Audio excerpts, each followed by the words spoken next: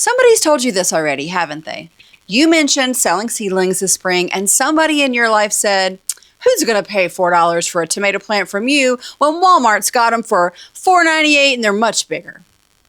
And maybe you didn't have an answer. Maybe you just quietly put that idea away to stew on it for a minute. Today, I'm handing you the answer.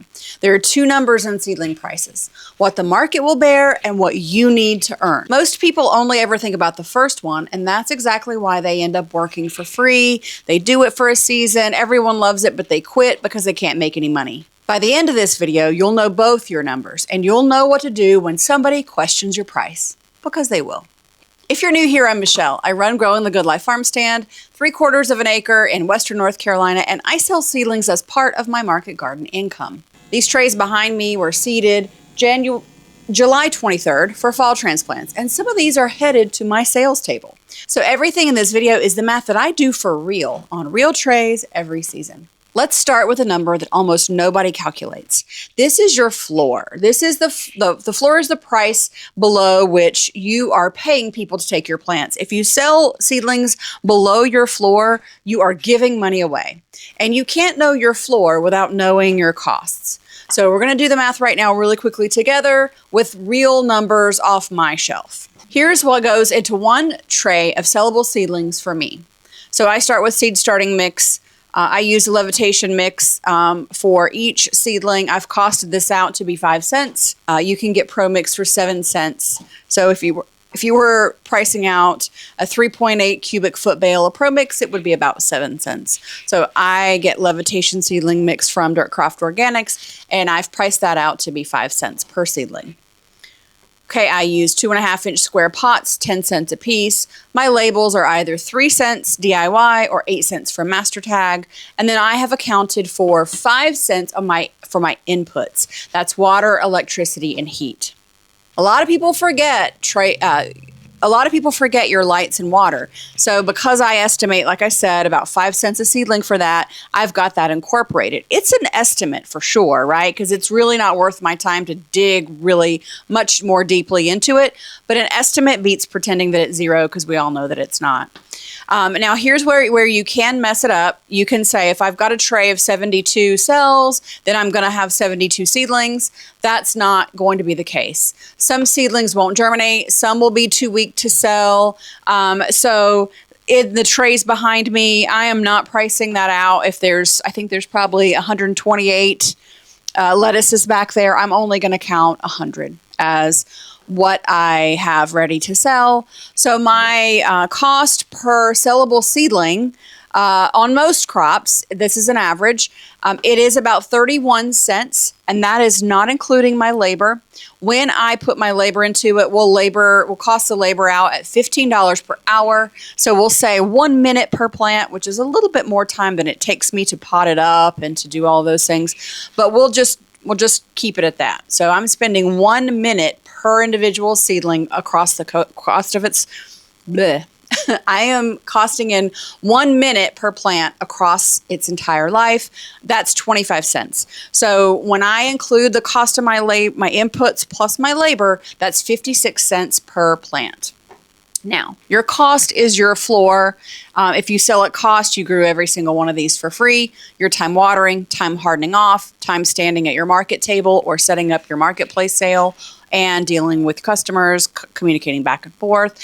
Now, I know some of you guys have been told explicitly or implicitly that your time isn't worth much. And that's a lie. And your price list is this one place that I'm going to help you stop believing that, because your time is worth something. So when we talk the absolute floor, what I want you to do with that floor, that 56 cents, I triple that. I times that by 3, because not only if you have a business, you have business expenses, you have marketing expenses, insurance, sales tax, things like that. And what has worked for me early on in the beginning is to take that total, the cost to grow everything, which is for me 56 cents.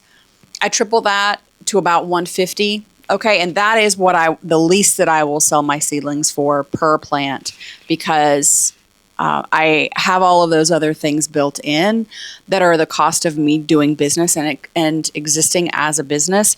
And there's other infrastructure that has to be created and put in place. So I feel like there's no way I would ever sell it for 56 cents only. But once you have that number, you're going to triple it. This is my seedling sale formula. You're tripling that, and that is the lowest you'll ever. So for me, we'll say roughly 50 cents times 3 is 150. So I will not sell that seedling for less than 150.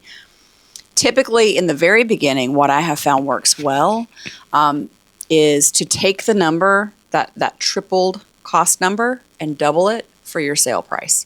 So if you're coming out with a seedling and you're selling it for $3, you know that you're going to be able to you're covering your costs and you're going to make a bit of profit. So that's my little cheat sheet, if you will. Now, the second number you need to know is the ceiling. What will the market bear? Okay. What will people actually pay? So you're going to find this out by scouting and not guessing. And I'm not going to just tell you that. I'm going to show you this. This past week, I went to several places around my county. I went to a couple of local businesses and one big box store. So there were 3 different places on my errands list that day, and I went to all of them. And here's what I found. The local places did not have any sort of seedlings at all. They said they will not be delivered, quote unquote, they will not be delivered until it cools down. So they had none. And then when I went to Lowe's had a couple of cabbage you can see here in the pictures. These are brassicas. They almost look like they were kind of left over, but I know they haven't been here the entire time. So I think these must have been a replenishment from Bonnie Plants, but they are it's not a huge amount. They definitely had some citronella plants. They had their mums and things, but they had not replenished in any way with what I would call fall stock. And when I asked the employee or the associate there, they said that they did not know, that this was not their department, and that they were just filling in for a break. So they just had a couple. And so, like I said, the other 2 local places had nothing out yet. And so around here, it is safe to say that local growers are the fall seedling market. Lowe's has put a lot of time and money and invested into kind of changing your mindset from planting to other things in the fall. And so they're just not putting a lot of money and time and effort and marketing into the fall garden. So the other places where I felt like people were they were going to have fall seedlings, he had an answer for me. He said, come back in a few weeks. We will definitely have seedlings for you. So they will have them, but they did not. And so I asked them that this was a week ago. So today is the 24th. So I asked on the 17th of August. Nothing was out yet. I planted mine. I seeded mine, just so you know. I have a tray here and some trays over there. Those were seeded on July 23rd.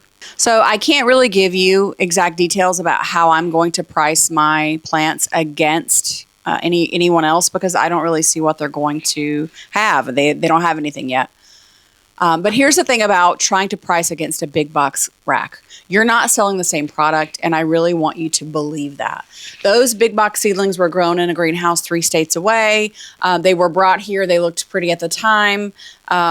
Your seedlings were grown in the same air, the same light, the same conditions they're going out in. In many cases, you're growing crops that are tried and true, especially if you're in a rural area like I am. People have their tried and true favorite crops. And when you have those on offer to your customers, they will absolutely buy them. So you've got the right variety for your area, you're starting them on the right schedule, and they're hardened off by people who are going to actually answer the questions about a seedling. So if I were to buy any seedlings from a big box store, I don't really ask many questions, because in the past I have, and they did not have any answers for me. So I just always assume I'm not really going to get a ton of support. Now, I don't want to make blanket statements, but that's generally been my experience. If you're, I really want you to understand that you're not selling the same thing. Okay. So your ceiling for these is set by what informed local buyers will pay for locally grown plants, not the cheapest thing in town or not a clearance rack. Because let me be honest with you, Walmart or Lowe's, they are not cheap anymore when it comes to seedlings, okay? They have fully taken advantage of the craze that people have had since the pandemic, for sure, of growing their own food, and they have priced things accordingly, okay? You can see some of my previous videos when it comes to that. And so my seedlings are not the cheapest things in town. And so at my market, I sell individual plants for $3 per plant. I sell 4 packs for $5. I sell herb 6 packs for $10. And I get those prices. I get those prices because I have quality inputs. I'm there every week to answer questions. And so my customers know that they can count on me to give them the support they need and want from those plants. So now you've got your floor and a ceiling. I want you to think about this and think it through. Your price lives between those. And I want you to be closer to your ceiling than you're comfortable with. And I mean that. Whatever number you first wrote down, you're going to triple that. And that's the absolute lowest you're going to go. And then you're going to go up from there. I double it. Okay, that's usually what I do. All right, here's my call on this. You're never pricing below your floor. The floor is triple your cost. I'm begging you, don't do it for a friend, not on a slow market day. Give them away if you want to do that. Give things to your friends. But don't let anyone make you feel like your quality product is not worth it. Okay? And here's the thing I won't do. I'm not going to race other vendors to the bottom. If another vendor wants to sell at a loss, or if they want to sell cheaper than me, that's their electric bill. It's not mine. I'm not doing that. I don't need to do it. It's just it goes to the bottom, right? It is a race to the bottom, because if someone's selling a seedling or selling green beans, for example, and they're cheaper than you are, and you see their price, then someone else is taking control of your decisions. And I like to make my decisions based on really good, solid data. I try to maximize and minimize my costs where possible so that I can give my customers the best deal, but I also have amazing support. So people will pay for that. And now here's your aspiration moment and mine. Now those trays were seeded July 23rd. A bunch of these are going to go on my table. And I price them with the same math. This is not theory. This is actually how seedlings help pay the bills. They do that here. And that same math that works on a 3/4 acre market garden could work on a folding table in your driveway. So what happens when you set an honest price and the seedlings don't move? Because that day will come. And if you're not ready for it, that voice at home gets louder again. Told you so. You know, if you've got someone around who hasn't necessarily bought into what you're doing, you could feel bad about this if you haven't sold everything. So I don't want you to drop your price first. All right, I want you to do what I call an autopsy, and it's in this order. Number 1, is it the wrong crop? Are you selling what people around you will actually plant? I can grow a gorgeous tray of something that no one in Cleveland County has ever cooked, and it will sit there looking gorgeous all day long, and no one will buy it. Number 2, are you selling at the wrong venue? A seedling that sits at one market might fly off the table at another, or out of a local line listing, or from a post in a local grow your own group. So the plant isn't necessarily wrong. It's the room that might be where you're selling. And then finally, think about timing. Could it be the wrong timing? Seedlings sell in the window when people are planting, and that window is shorter than you think. So fall transplants will sell in late summer, not October. If you miss that window, that's a scheduling problem, and you just fix it the next time around. That's the beautiful thing about planting and seasons and growing, is if you miss something in this season, you've always got next season to make it up. Price is going to be your 4th suspect, not your 1st. Most of the time when I've walked somebody through this, price was never the problem. Their confidence was. So let's put it together. Know your floor. That's your real cost per sellable plants, and your time sits on top of that. Know your ceiling, and that's what informed local buyers pay, and it's not Walmart's clearance rack. Price between them, closer to your ceiling. Never go below your floor. And when plants don't move, autopsy them before you discount. And an autopsy is it the crop? Is it the venue? Is it the timing? And then is it the price? If you're sitting there with your own numbers and your own market and you want to work through your pricing specifically, that's exactly what my seedling sales success session is for. It's a 30-minute call, $39. You bring your one big question, pricing questions, and you get the recording after we get it all sorted out. The link for that is in the description. And if you're still working out your seedling schedule so that you've got plants ready when buyers are buying, my 6 seedling session guide is down there too. Now, somebody in your life might still say nobody's going to pay that.